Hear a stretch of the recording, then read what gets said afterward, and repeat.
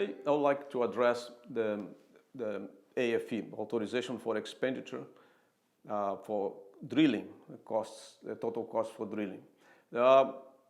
Basically, companies today use the deterministic AFE, which is a single number, give you a total cost of the AFE. I advocate that companies should look at more in the probabilistic AFE, where you have upper and lower boundaries of this cost.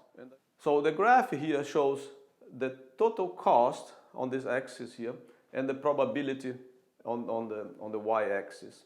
So usually companies are comfortable for one cost here that is on average or on the P50 or whatever it is. It's one single cost. And then if the cost is lower than that, there is no major problem. The problem is when the costs go over this, what would be the deterministic value. So there will be a cost that goes to P50 or P90. And then the P90 or P75 anyway, a higher probability here of the total cost, and then entails what they call the risk exposure, which is the difference between the deterministic or the single value AFE up to the upper boundary of it. So this upper boundary, this difference here would give you the risk of or how much the companies are able to do to support AFE overrun. So this is important for the finance people to calculate the economy of the well in terms of the risk exposure or how much they can spend in an overrun. The issue of the probabilistic AFE is how we can assess this, or how can we make this variance of the a probabilistic value. Usually, one of the ways to do it is to look at the previous AFEs.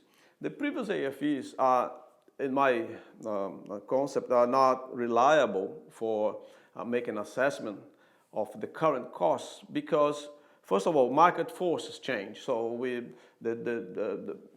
you just checked 2 years ago how much was the drilling rig day rate. It was much higher than it is today. So we can compare one to another. The other things that affect the previous AFEs, the current AFE, currency exchange. Usually contracts are made in another currency, and then there's a fluctuation, those sort of things.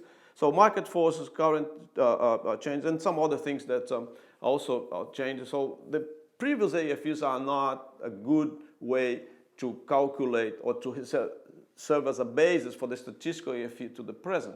So the only thing that is more permanent is time.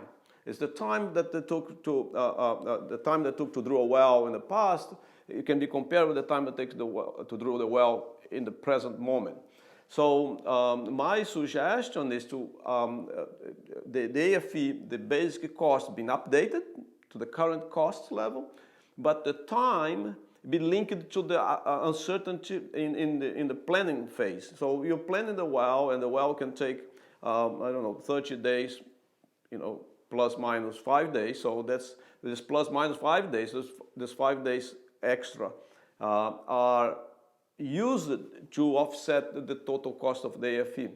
So on that way, we get a more precise statistical AFE than using previous costs, and also that will give you a better uncertainty of the risk exposure of that AFE.